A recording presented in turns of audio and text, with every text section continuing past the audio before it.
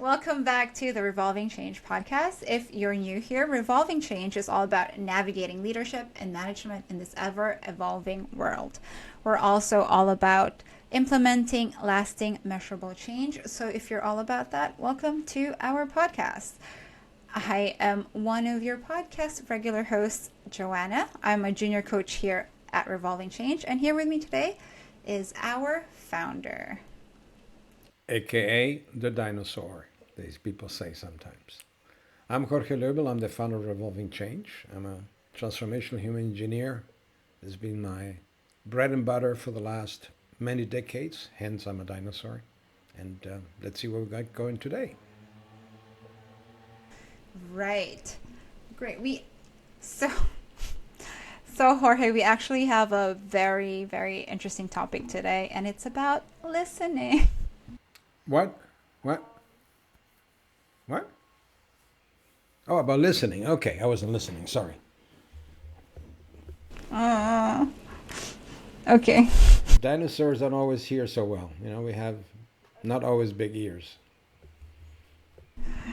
All right, great. You're like, yeah. So, the topic today is listening. It's a pitfall, oftentimes, not just at work and even in personal life. You know what I mean? Sure. Like, it affects all forms of life, and listening is actually a topic that I'm very interested in personally because I tend to talk a lot. And listening is, although I do listen, but here's the thing, I think I am listening. And then at the end of the conversation, what I got out of it is quite different. You know what I mean? Yep. Listening is, I think, the most undervalued and underrated skill at all in leadership and management. When you look at the education we get, or we don't get, I'm self-made, so mine is limited compared to some other people.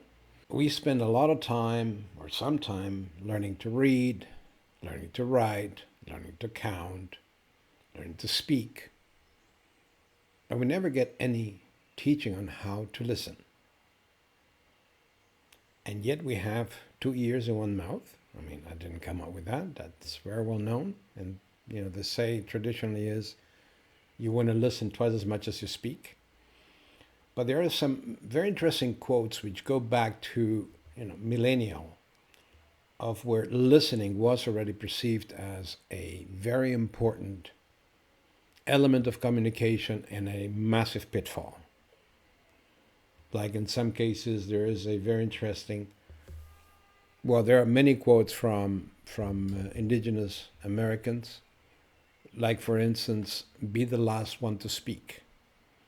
Why? Because you listen to what everybody else has to say. You can evaluate what everybody said and add your color to it, your flavor to it. Or you can just say nothing because everything has been said. So there is so many facets to it. I think listening is a fascinating subject. And like you said, a big pitfall. Yeah, so what then, how do you, because I know for a fact that it's like passive listening and active listening. So what is the difference between those two? Well, I do have an idea, yeah, but could you please elaborate on that for me? Intuitively, we all know that we have to listen. I mean, how many times were we told in school? I was told in school, stop talking and listen. Okay, and in the grades, there was one which is for attention, the ones for speaking, and I always had bad grades because I was not listening. So, yes, I mean, as a young little boy, I know people have a hard time imagining a dinosaur like me was once a little boy, but I was once a little boy. I was a terrible listener. I was talking all the time and, I was not concentrated. You work with me, sometimes it's still the issue with me. However, I think the key difference is between hearing and listening. The first level is hearing. We hear something, which is when you hear people say, yeah, I went in that way and went out the other. I mean, without earphones, of course, and it doesn't go in. But then people are hearing things but are not listening. They're not assimilating. They're not getting the message.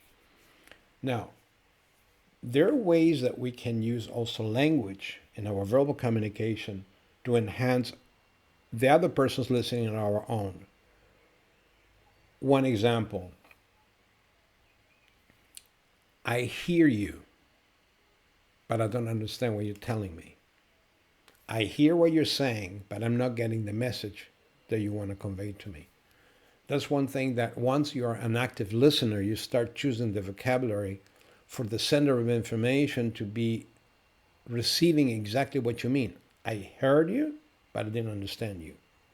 It could be because you're not being clear in the way you're sending the message to me, or it can be, which happens to me often, and I surprise people because I often say, "Time out. I'm sorry, I wasn't listening." Even I'm in the middle of a conversation, because the brain takes these coffee breaks and goes. We got so much brain power that whatever we and I are having in a conversation is not enough to keep the power of our brain busy. So the brain is doing all kinds of other stuff.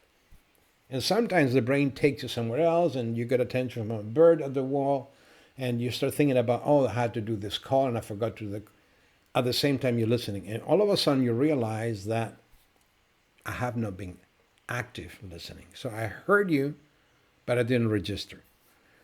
What happens is that if we're not conscious of it, we cannot stop, time out, rewind, go back and ask the speaker to repeat.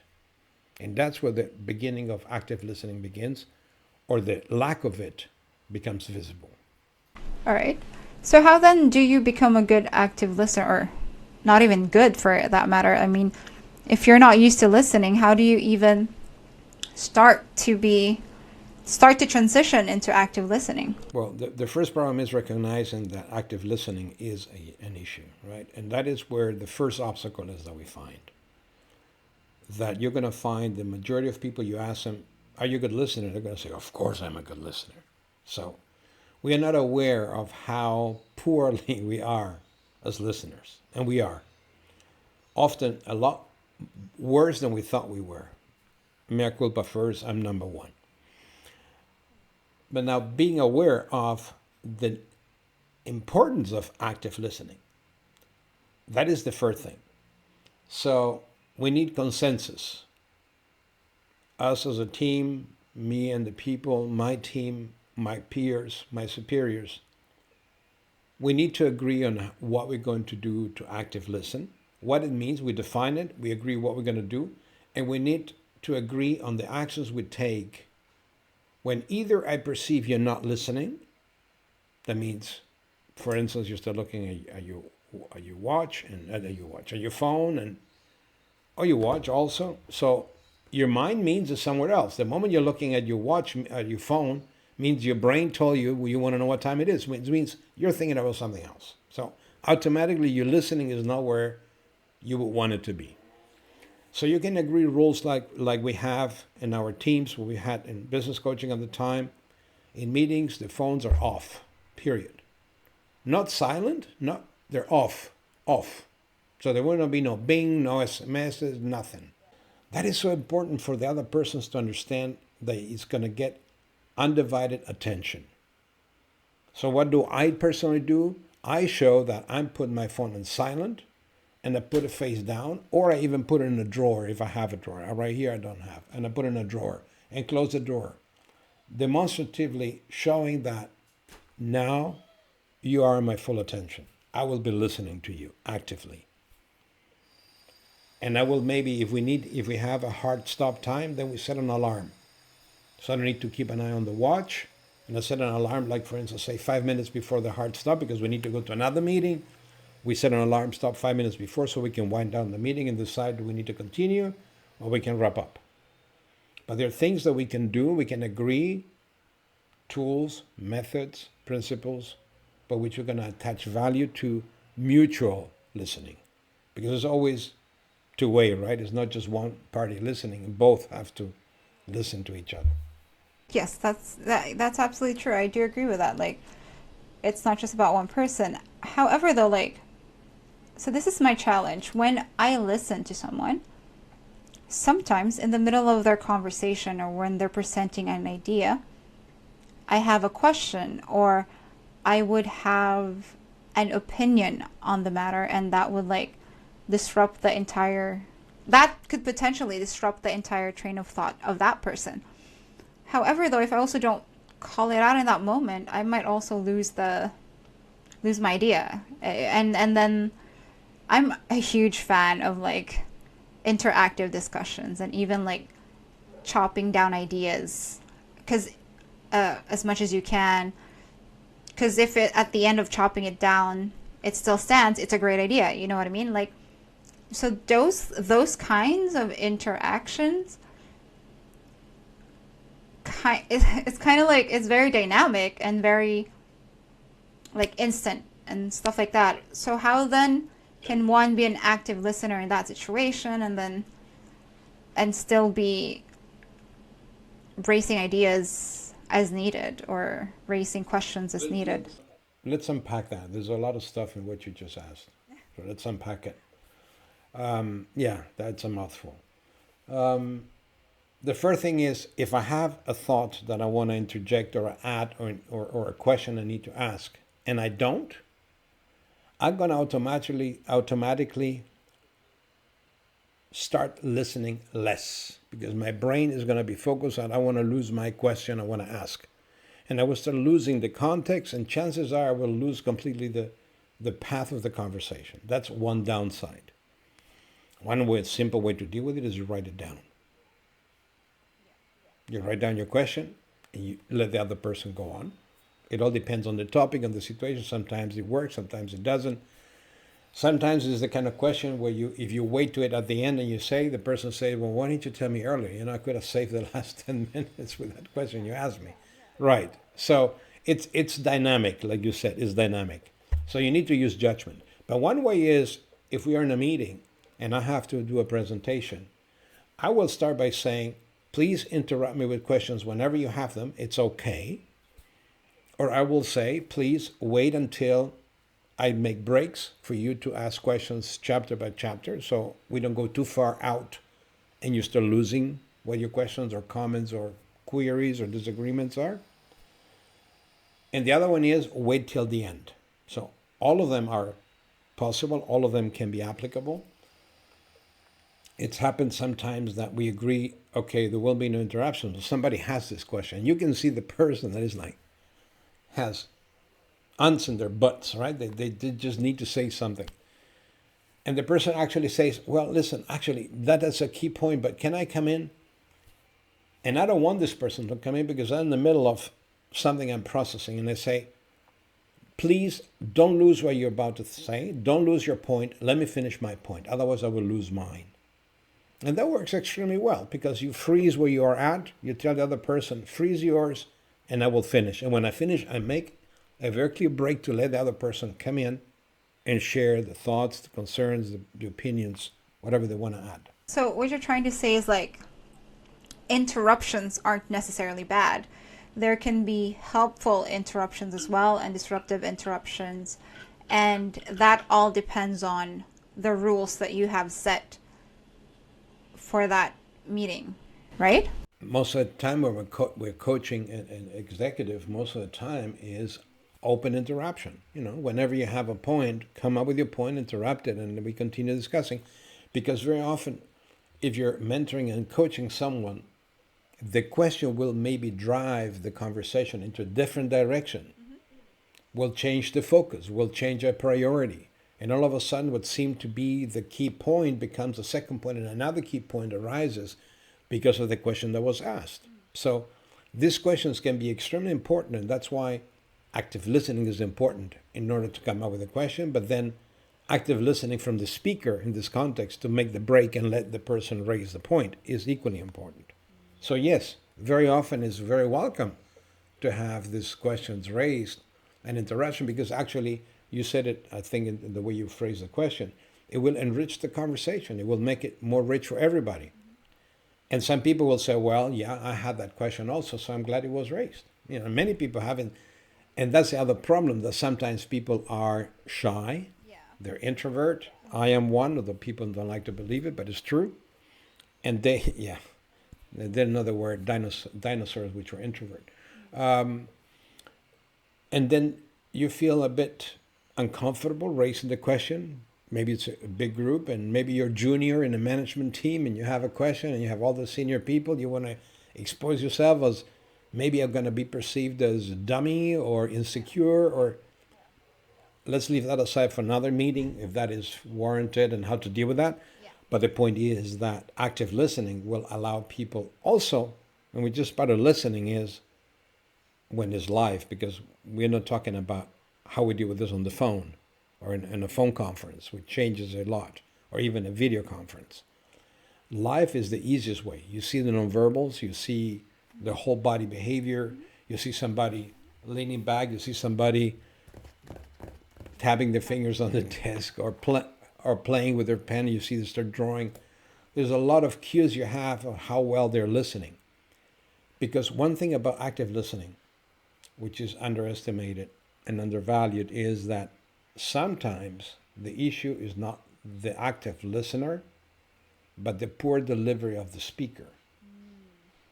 If the speaker is going too fast, or the speaker is going excessively slow because it's kinesthetic and needs a long time to express well, or it's a visual person who speaks very, very fast and is very active in the way it's speaking, using his hands and is very visual, that will make a difference in how people will receive the message. Then you have culture. You may have an elder manager, a dinosaur speaking in a certain way that the Gen Zs are going to become very anxious about because they want to move forward faster.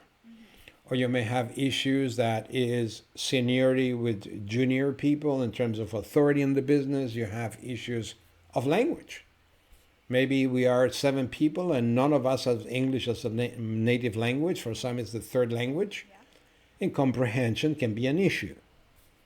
So we think we hear each other but don't understand necessarily each other. And that's where active listening is so important. You touched a little bit about sometimes it is the speaker, like a person's not listening because of the speaker.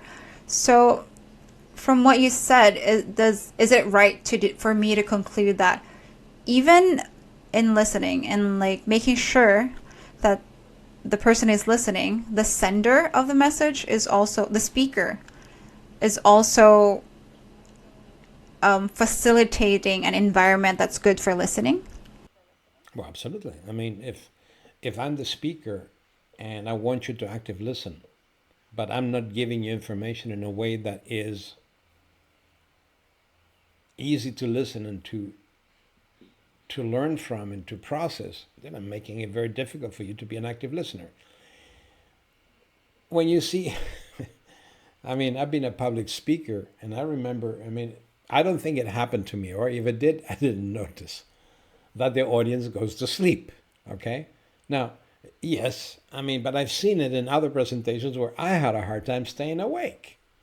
Maybe because you already know the subject, maybe it's not the speakers, because you know the topic and you listen, you heard it so many times, and it's like a song being played one more time. But sometimes the delivery is so dull. There is no graphics, there is no change of tonality. The person keeps speaking the same way without an intonation and a very slow pace. It will put you to sleep, right? So, and I can assure you, you've probably been there, and most of you have been there as coaches also, that it takes so much effort to active listen. It takes energy to active listening. How many times have you been, or when you've been a student or you've been in a presentation and you come out and you go like, oh, this was so tiresome, and you're tired because you put so much energy in listening, in assimilating the information, and it is tiresome. But also the sender, which was your question, is responsible to ensure an environment, a process, a delivery that will be appealing, that will be exciting, that will be interesting, that will not be boring, that will not put people to sleep. So it's not only just the listener that is responsible. That's true. So that's interesting to hear, because you're always told like, oh, it's your fault for not listening. Why didn't you listen? Or, the responsibility always falls on the listener, the receiver of the message, to actually make sure that what they understood was correct. Because I've often also heard like, oh, then why didn't you ask my questions? Well, yes and no, because if I understand wrong and I don't know it's wrong, I will not ask a question. So that is not necessarily totally correct. I disagree with that. I think that, and this is what some high-level communications training goes beyond only listening, that the sender needs to check for understanding. So if I'm conveying a message, depending on the environment, if you have an audience of 5,000 people, of course it doesn't work. But if you're in a management team and you have, I don't know, 5, 6, 10 people around the table, and you have a very critical message you're conveying, and you're banking on their listening skills, you still need to, at the end of the day, if you're a good communicator, but this is not about listening skills, it's about communication skills, check for understanding. Check that your message was received as it was intended, as it was meant. So that issue you were raising, if the communicator is using higher level communication skills, it will not be a problem, because when I check understanding and either one of the listeners is going to start hearing different opinions, different understandings of the same message, they're going to say, wait a minute, I understood something different. Or we have some confusion. And then you have the point of clarification. That means active listening work. But active listening is not ensuring that the right message gets through. That's not part of active listening, right? That's a communication skill. In addition to active listening. Because if I'm active listening to the wrong message, and the message you're sending to me is poorly structured, I may understand one thing which is not the one you intended me to understand. So active listening was not the problem. The lack of it was not the problem. The message maybe was a problem, but the real problem at the end of the day is the lack of checking for understanding. Nobody verified that the message sent was the message received, and that was the message intended. So what I gather from what you said, like, especially like checking for understanding, is it like, because sometimes you can be like summarizing and restating, like asking this person, like, what do you understand from what I said? Is that a way to ensure understanding? Sometimes it is, yeah, depends. Yeah, sure. Of course, if what you spoke for an hour and you ask people, each one of them to tell you what they understood, you're going to be another 5 hours there. So, but you can say, what is your number one takeaway? What are your top 3 takeaways of our meeting, our conversation, our presentation? Because you know what the 3 takeaways are. If those 3 are not the ones they're going to tell you, then there's a problem with the communication. And we need to go back and restate the 3 key takeaways. Because maybe they listened properly, but maybe it was my delivery, maybe I spoke too fast, maybe there was an interruption, somebody came into the meeting room and we lost a bit the pace and the concentration. There can be many reasons, not necessarily the lack of listening, not necessarily a bad communication. It can be a combination of things.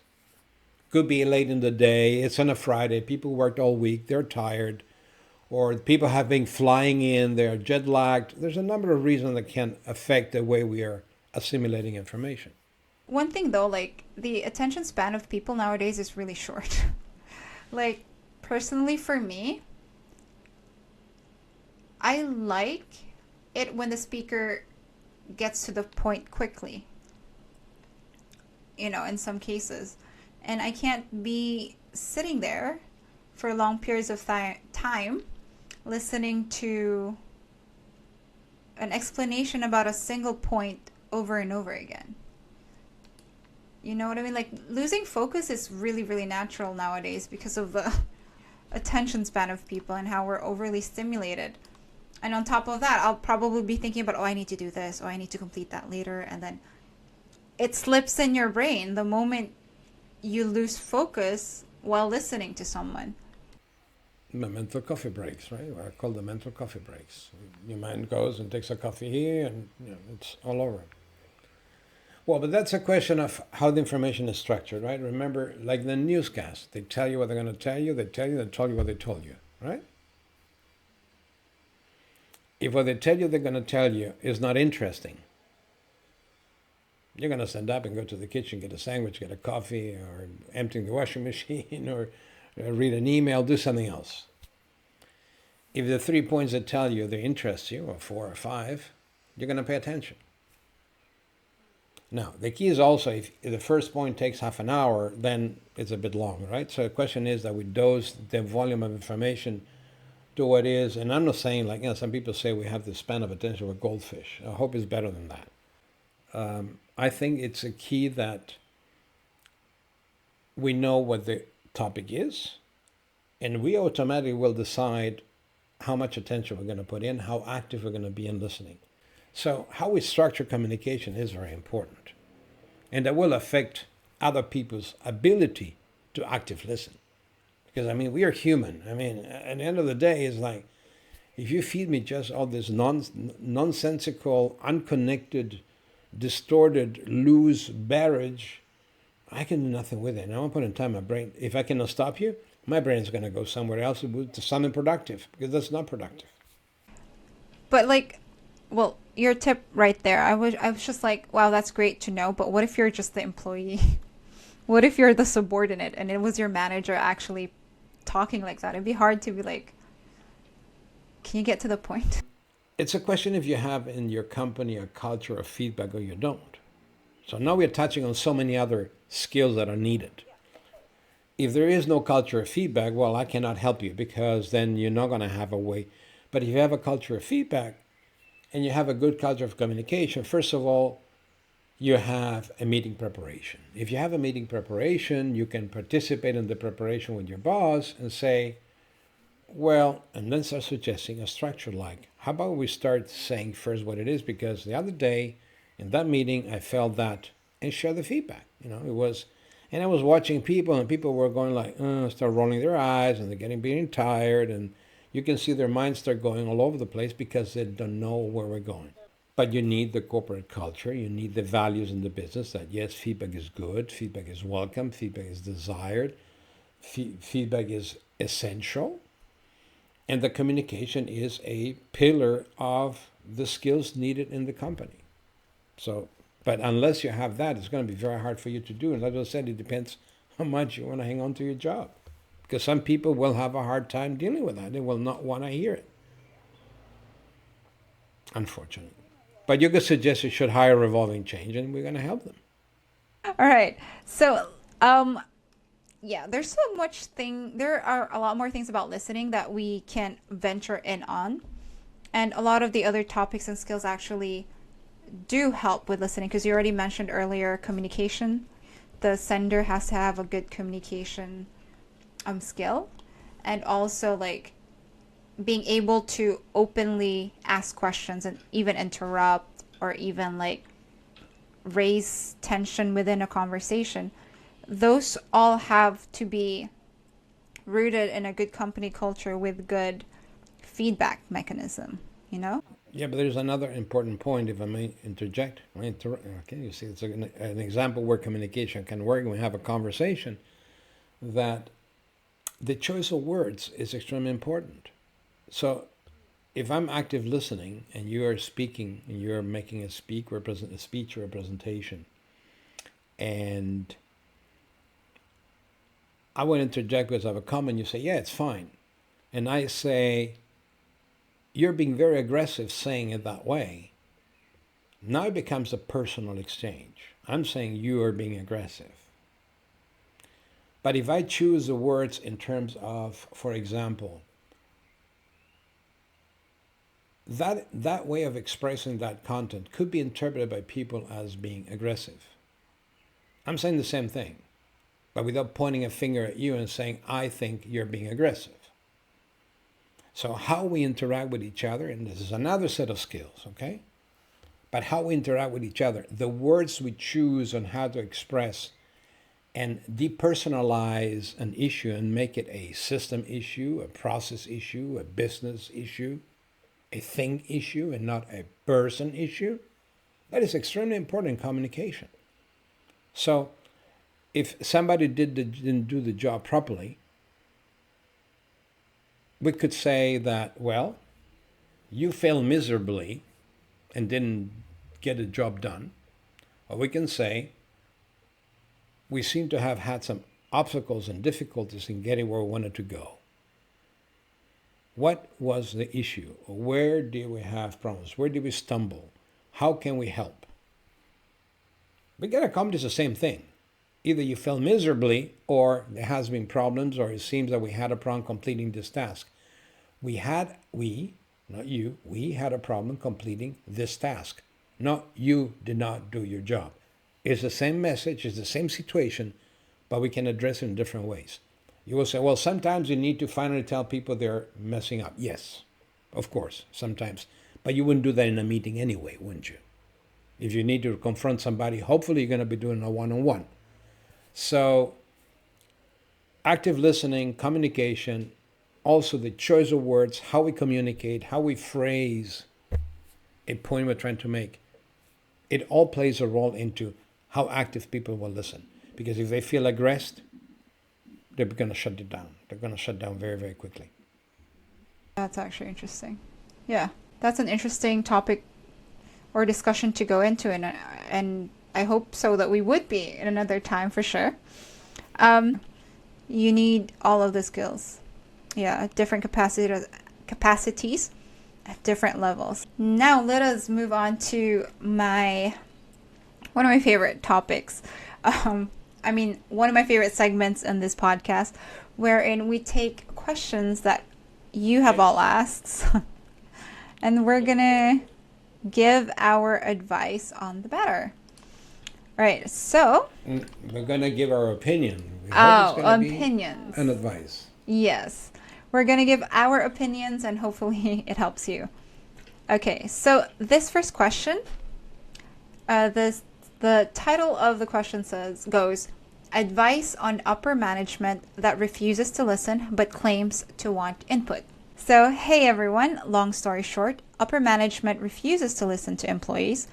They want to roll out a new system that I and others have multiple times said will ruin workflow and increase task time. Management simply doesn't care and wants to move forward with this new system. At this point, I'm becoming apathetic. Not rude in any way, just not vocal anymore. I just nod and smile. But I do not want to be called out for being apathetic. And then that becoming a huge problem. Our boss will ask for feedback and then get angry about said feedback because no one is voicing out their concerns. If no one gives feedback, our boss will say straight up that we're bad employees and bad people. I'm stuck between a rock and a hard place. Please don't respond with just get another job. That's not really helpful at this present time. My current job is very tolerable other than when issues like this occur. I would appreciate feedback on how to progress through such issues rather than up and leave. Thank you, everyone. Not an unusual problem, not something we have not encountered in the past. Yeah, and it's a very thorny problem because you have seniority, you have authority, you have gender, you have culture. There's so many potential issues that play a role in it. Often gender, if this manager is a female and the boss is a male, makes a difference, or vice versa will make a difference too. Age will make a difference. The title, maybe he is a PhD in engineering and this person is only a master's in engineering, and that, wow. So but let's get to the actual essence. There is ad hoc, the thing that comes up in my mind is, if I know that the decision you're going to make is not a good one, I must have arguments that support that, or facts that support that argument. The most solid facts that I can have that will validate my argument are those that will hit the profit and loss account of the company, that will affect profits, margins, costs. Or the other way, costs, margins, profits. Instead of the wrong way around. So, in this person's position, what I would do is, since this person is asking for feedback, I would give them what they're asking for, but I would do it in a structured way, which would be quantify the feedback. If you say this is going to ruin the business process, well, ruining the business process is an abstract concept. Is customer service going to go down the chute? Is going to response time going to become, instead from 1 day, 5 days? Are customer complaints going to go up from 5 to 50 and from average cost 500 to 5,000? Nail it down to facts in business that top management will understand, will hit the bottom line. Because there's one thing that top management understands, which they are being held accountable for, which is the bottom line. So get the heads together with the colleagues that share this view, because this person said the team, right? The department said it's a bad idea. And put together the facts. They said, if we do this, we are risking, and the risk factor here is 10 on 10 guaranteed, or 5 on 10, that this is going to go wrong, this is going to go wrong, and here's the impact. And make an A4 sheet with the bullets of what are the things that you are, as a feedback giver, telling management this decision is going to cost. And say, you ask for feedback, we have feedback, and we spend time working on it, and here's what it is. Great. Yeah, that's actually a very, very practical way to approach it. Not just be like, oh my gosh, you guys aren't listening to us. Listen to us. Yeah, it's also like what you suggest actually is a new way of approaching how you get people to listen to you, depending on who they are. Because again, if you just keep telling management, like, listen to us and things like that, and you've already done that a couple of times, and you've seen that it's not been effective, try another way to get them to listen. And then this reminds me of a quote, right? Like, doing the same thing repeatedly and expecting a different result is insanity. So I guess this is what they were feeling here. They're like, we told you already. So that's why they were getting apathetic about it as well. Like, we're not gonna share anymore. Yeah, we're not gonna give our ideas anymore, because they feel invalidated. Like, the staff feels like our opinions don't matter. I mean, the point is, the problem of this company,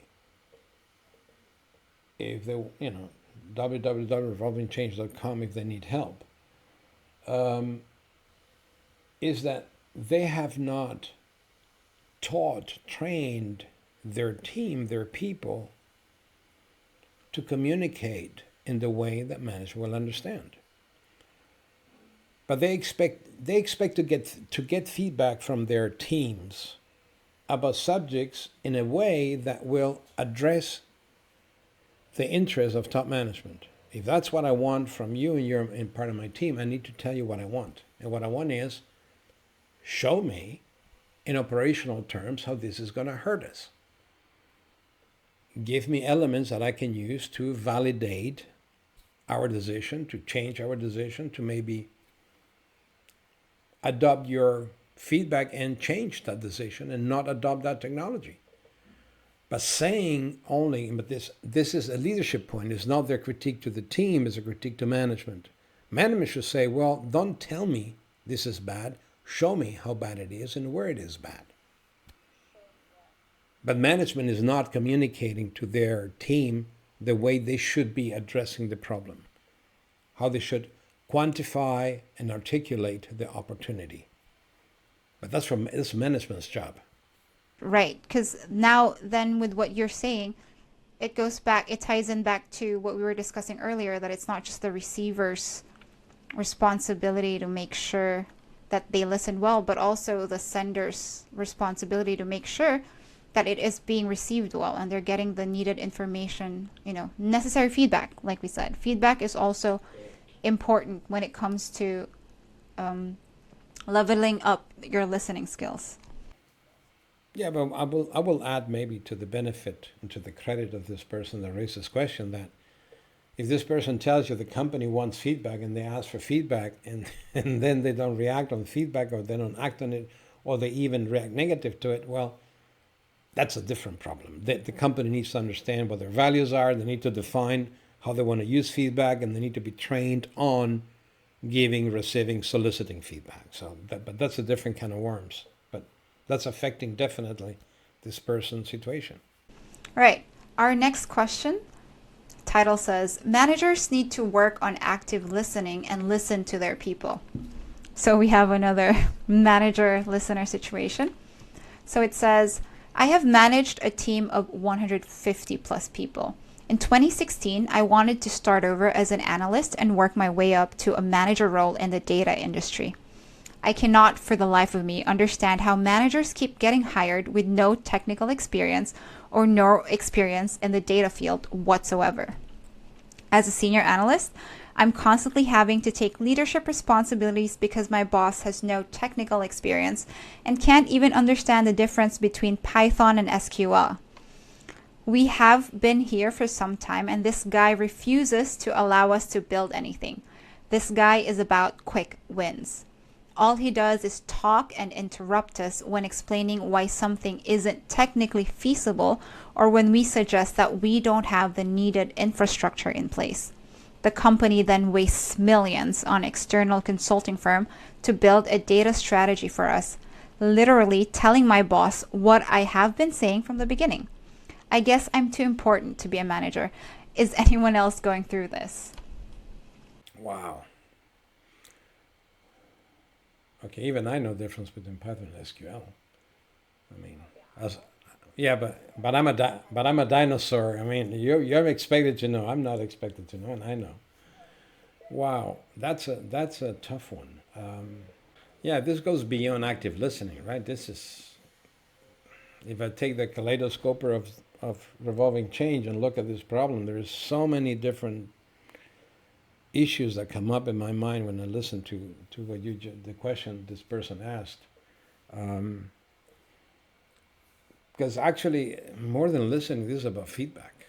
This is maybe the listening skills are good, but the person doesn't accept feedback. He will not, because listening, I can listen to active listening to you, but I decide not to take into account what you're telling me. Right? I'm not using your feedback.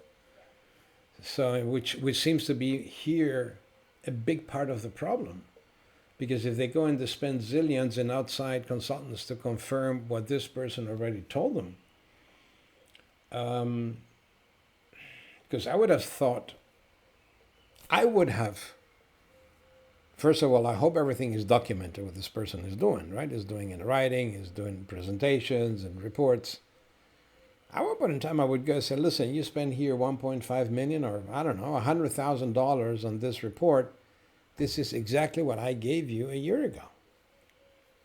Now, the problem is if feedback is not part of the culture, that person is going to be looking for another job very, very quickly because this person is going to protect himself or herself. It will not want this to be exposed. Sometimes you need to take a leap of faith and believe in yourself and go beyond maybe this manager and go to the next level and say, hey, I'm trying to help my manager doesn't let me. Or even tell your manager, which is what I have advocated several times, is make the case to your manager, explain what it is, and explain to your manager that you will not stop at this person with the issue unless it's resolved. And if it doesn't get resolved, you're going to escalate it. Play fair, play open.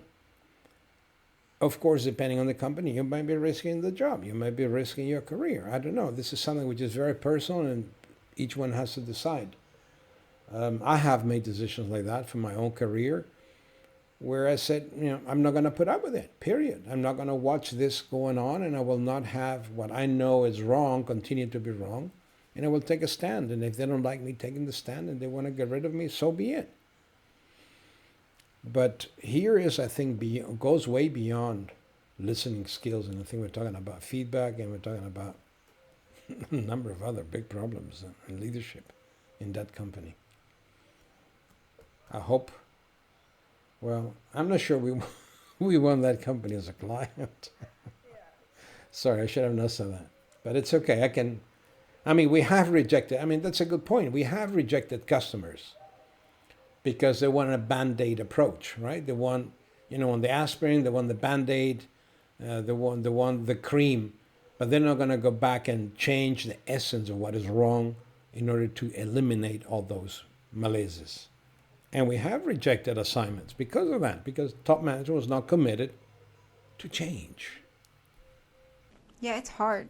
It's really hard. And you know what's interesting? Good luck for this person. Yeah.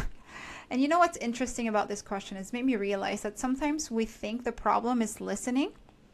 It looks like it's a listening problem. But from what you said, it's actually a feedback problem. It's not that he doesn't hear or he did not listen to what they said. This person could have a problem with accepting feedback. Now, having a problem with accepting feedback then interrupts with this person's ability to listen, and therefore will not process that information. So that's very interesting to see in the situation. I actually thought it's just a listening problem, but when you pointed it out, I was like, oh, it looks like listening, but not really. So wow. It could be even worse. It could be you have a case where this person was hired from the outside, but maybe if he had been promoted from the inside, you know, it's what's called the old Peter principle. People get promoted to the level of incompetence. This person is overwhelmed, cannot manage, is beyond its ability, cannot deal with it, but it won't give up the job, so he's sitting on the job and trying to do the best he can to survive. And at one point in time, reality is going to catch up and business will catch up. But the damage has been done. So it can be a number of issues. All right, last question for us today. Title says, no one listens to anything I say at work, and I'm starting to hate my job. As the title says, really, I give suggestions and they're ignored. It's even worse when I ask a question, especially when it highlights a clear flaw in the project or the product. I get ignored, only for someone else to say the same thing later and everyone decides to fix it. I am a manager, which makes it worse. I've built bridges. I go out of my way to offer help to other teams. Nothing. I'm left out of meetings on accident because they forgot to invite the content manager. I'm tired of having to get other managers to help me fix things because I'm no one at the company. I've raised this with my manager, but it's going nowhere. The only way out, I've said, is to give me a title other than content. So I'm guessing this person is a content manager. What makes things worse is that when I was promoted to manager, it wasn't announced. Everyone else who got promoted got an announcement email. My promotion was instant and wasn't done by the book, so they didn't announce it. I have another meeting with my manager this week. What am I even supposed to say? It's demoralizing going to work at this point. I can't even help my team when there's a problem. All right, so this person actually went back to the post and added an update. Because remember, she said, she or he, we don't know the gender, said on the call that he or she has a meeting with the manager this week. And this is the update to that. Edit. Had the meeting with my manager, who basically told me to, 1, stop caring and focus on the big things. I told them big problems or small problems, no one listened. I've found core problems in product design that go ignored. I've tried to make tiny adjustments to a design, it goes ignored. And secondly, the person's manager told them to talk to them if there's a problem. And then what she did was, I asked, what's the point of me being here if anytime I have a problem, I have to go to them for help? I explained it's demoralizing and embarrassing to not be able to solve problems my team has. And then the manager had no clear answer. And I've literally no idea why I'm here at this point. I feel for this person. I mean, that's like really bad. Wow, that was...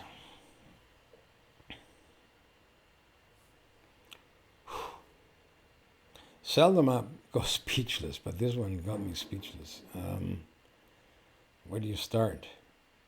Because this person is doing what every loyal, committed employee or staff member would do, which is raise the points, raise the issues. Now, raise the issues about the issues that are not being reacted on, addressed, yeah? and still doesn't. I mean, it's like, um, it's not often that we don't have a good piece of advice. And I must admit, find yourself a company that really would appreciate your skills. It's not a necessarily good piece of advice, but is the only thing right now comes to my mind. I cannot encourage this person to do more than what this person is already doing. I mean, this company will be losing an amazing asset, a great asset with this person that is committed, is dedicated, is contributing to problem solving, to communication, manages a team. I think this this person should, depending on the courage and depending on how much the person is willing to risk, to document the examples, 1, 2, 3, 4, 5 examples, clearly, quantify them, quantification, and revolving change, we always, if it's not measurable, it's not worth pursuing. Things have to be measurable. And everything we do with our clients and our mentees, our trainees, we teach them to measure what they do.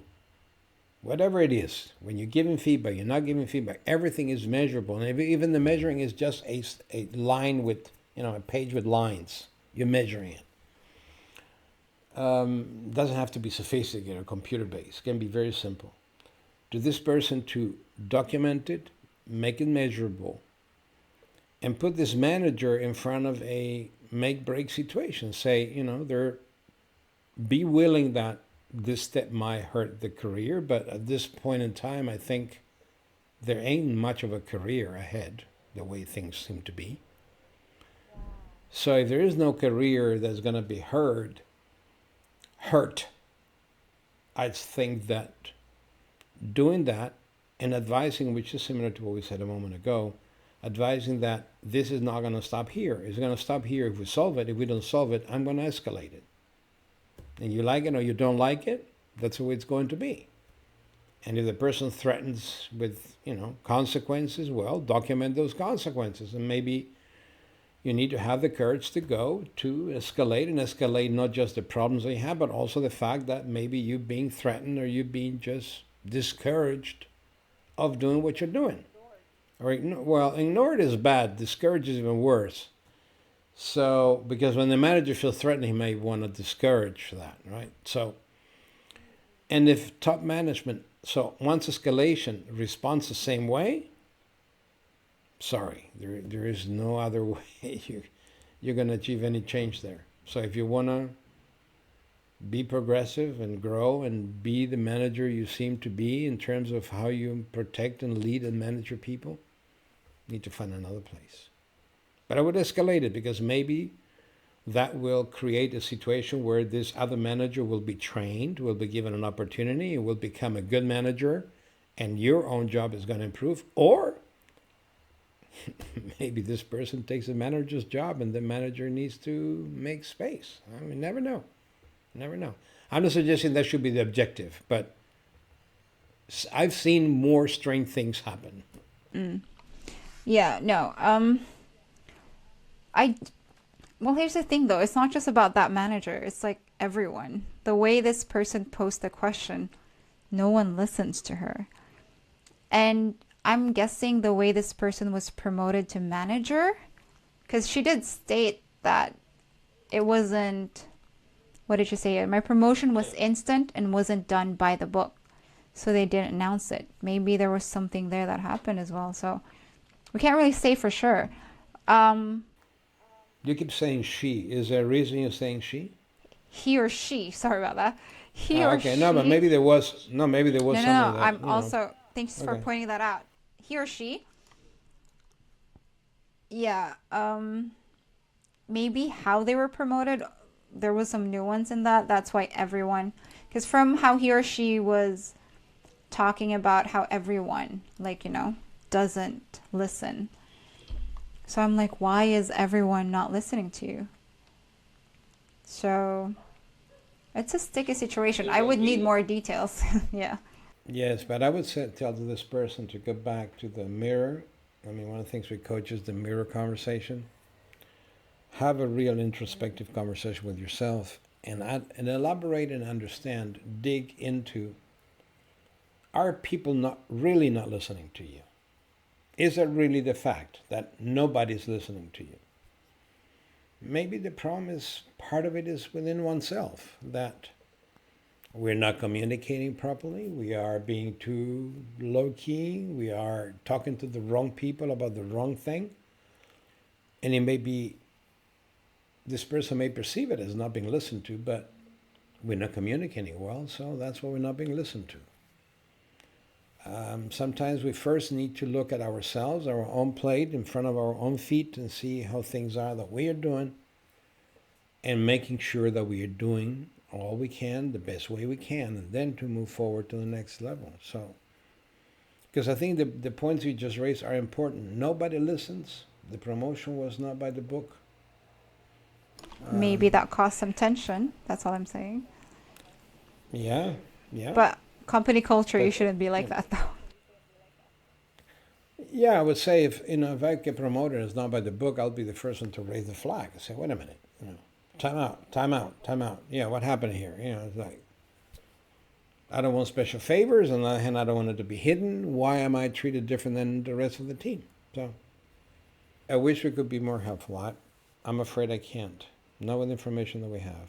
Yeah, we would need more information about the matter, too. But you did say something, though, like, if you're able to find another job, just leave that environment, because then it's not healthy for you. And like you said, from the information that was provided to us, this person sounds like a good manager, and their skills and talents could be appreciated elsewhere, Yeah, I think, for what it is, for what was stated there, I think that would be one of the best opinions we could probably give. Yeah. Because it's hard to change. You can't change everyone. No, but I always have question marks in my mind, red flags that rise when I hear everyone, no one, always, never. It's very seldom always and never, everyone and no one. It's like, that makes it very difficult to be able to help from the outside. All right. Interesting though, from the questions we had today, I was able to see that there are really big effects brought about by ineffective listening. Like, the first two questions were about management not listening, and the second question even resulted in millions being spent, just to correct a mistake that could have been avoided in the first place. It's not even a mistake, you know what I mean? Like, they already had the resources within them. Like, that guy was telling them how to build stuff or whatever, but was ignored, and now they're hiring external consultants to build a data structure, which would have been solved by the employees they already had there. So, like, big, very, very big impacts on a company scale if management doesn't know how to listen to subordinates or to anyone else for that matter. It's not just, And then when it comes to the other perspective of the people not being listened to, like the subordinates in this instant, or even the person in the last question, since they were not being listened to, it greatly affected their morale, their confidence, even their desire to work. Because the first question was like, oh, I'm being apathetic. They're starting not to care about their work. So these are critical things that result from ineffective listening that I believe companies or even people should look at. Because even in relationships, if only one party is always listening and is always being listened to, it's gonna brought about drift and damages and separation for that in that. So this is a very underrated skill that everyone really, really needs to develop. So the question now is, like, we've been talking about the negative effects of not listening and stuff like that. How do you get people to listen to you? Because I'm asking myself the same thing. Like, how do I get people to listen to me? Do I need to have Well, but think command? about how, well, you've been there and you've done it, and most of our listeners have been there. And I deal with it with a question. What makes people often listen most? What happens that make people listen most? One thing. And you have experienced it, and almost everybody has experienced it, but it's intuitive, and it's often unconscious and not by design, and it should be by design. The one thing that makes people listen most. I wouldn't have an answer. I would probably say like someone who has good command of the room, or that's for me. That's what I think. Silence. Ah, When I go silent, and we're in a meeting, and I go silent, have you never seen how people all of a sudden turn to the silent person? And everybody goes quiet because this person went silent. And that silence gives the control back and makes people listen. I just want to clarify in case someone gets confused with that. You said go silent, not be silent from the very beginning. Because if you're silent from the very beginning, Go yes. yeah, Good, no one's good, gonna notice very good you. clarification. Yeah, no one's gonna Very notice you good if you've been clarification. silent the whole Go time. silent. Yeah. Go silent. Yes. Well, but sometimes it is also, but you have the situation where at the end people go like, you haven't said anything yet. Personality too, though. What if they're just the quiet one in the room? But yeah. Oh, it depends on the culture of the company, of course, right? But the point is, you heard it. I mean, we have said it internally many times. You have nothing nice to say nothing, right? Some people may not want to add anything. But I think the point of going silent, like you corrected, or becoming silent, silence in itself, this emptiness, people will have the urge to fill it. This emptiness is uncomfortable. Like when you ask an uncomfortable question to somebody, you're going to see that people will immediately start talking after they ask the question. So how is it going with so-and-so? I guess it's going okay, and I hope things are fine. No. If you want to know, you ask a question and you shut up. And silence will dominate. Another important thing to get attention is what I do now, which is you speak much, much slower. Yes. You reduce the cadence, you slow down, and you even lower the volume, because people will have to pay more attention to hear what you're saying. People will have to actively listen to you to get what you want to say. And that's why you hear sometimes speakers that are speaking loudly and fast, and then I want you to know, they make a break. I want you to know, and then the mind goes, what does he want me to know? And then I slowly articulate the point I want to make. And that one is going to be anchored much, much stronger than if I had continued speaking. So to entice and to trigger active listening, I say use active silence. Yes, exactly. And a lot of people are uncomfortable with silence. So Most people are. I mean, I like sales. I'm a good salesman. I like selling. And we have many situations in our process where we explain to the client that when we get to a point in the process, I'm not going to go through the whole thing because it's very long, but we're going to ask for a decision, yes or no, and no is okay. And I will tell our clients that it's okay to say no, and I will be totally happy with the no or with the yes. And I don't know, or maybe it's a no for me. Because once it's no, I will walk away and move on to other things I have to do and will not harass the client.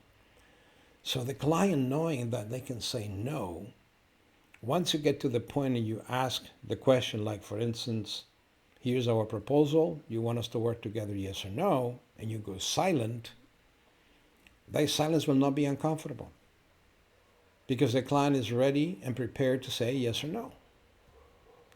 But if you're not prepared and you want to say no and you don't know how to say no, that is terribly uncomfortable. And that's when it happens like, well, I like you very much. We have a budget review and my children are not very well and I have a holiday coming up and it's been snowing a lot and all kinds of other baloney instead of saying yes or no. So this shows again that for active listening, agree the rules beforehand. Another topic of ours so important, set the expectation, agree the expectation clearly. This is the way we want to do it. Do you agree? Does it fit what you want? Are we on the same page? And then there will be no contest. There will be no issue. And silence will not be uncomfortable. But active listening requires to agree the rules. Like we said at the beginning of the podcast, agree the rules first. Did I answer your question? Yeah, from whatever we discussed here today, it's really interesting to see the massive impact of listening that it has on an individual or in an collective or in a company culture as well. That's very, very eye-opening. So to everyone listening out there, please share with us your experiences of being not listened to in the company or even challenges that you experience when it comes to listening. And we want to hear your thoughts on the matter, and maybe even like we see enough of them that we're actually going to take action, take a look at this, and even create a special podcast about it. Because I don't know about you, but it really, really feels sad if you're not listened to. Like, it affects your confidence. It also, like, for me, it really affects my confidence. Like, I would lose my fire if I wasn't being listened to. Like, if I wasn't being, because then it trickles down to feelings of not being appreciated if you're not being listened to, especially where you are at work. Respected even. Yeah, true. It will develop feelings of disrespect. So if you're listening to us today and you're struggling with this topic and you want to overcome that, just comment below, explain your situation to us, and maybe even like we'll develop something special just for you. Maybe if you want to, if you find that, your case is interesting, you find it interesting yourself, send us a message. Maybe we invite you to a interview and a podcast where you can join us and we do a live interview and discuss it publicly. If you're not risking your job in doing so, of course. That's true. If you're not risking your job, it would be helpful if it was a previous experience and you don't want to repeat. You don't want the same thing to happen again. So that would be good. So our podcast absolutely has to end here. That was listening. We talked about listening for this week, and we will be back again next week with another topic. Please don't forget to comment, to like, or to subscribe on any of our social media platforms. You can find us on YouTube, Instagram, Facebook, LinkedIn, and even on TikTok at revolvingchange_. Or you can also email us at connect@revolvingchange.com. So once again, this has been Joanna and Jorge from the Revolving Change team, and we will see you again next time. Bye. Thank you.